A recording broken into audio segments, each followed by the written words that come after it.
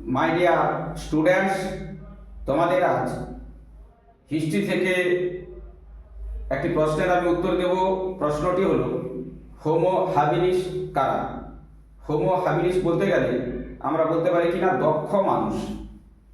সাধারণত এরা পৃথিবীতে 26 থেকে 17 লক্ষ বছর আগে পাওয়া গিয়েছিল।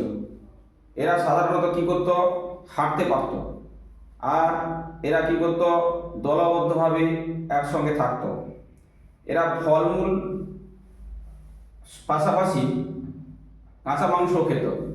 আর একটি পাথরকে আরেকটি পাথর দিয়ে ঘষে কি করতো? এরা অস্ত্র বানাতো।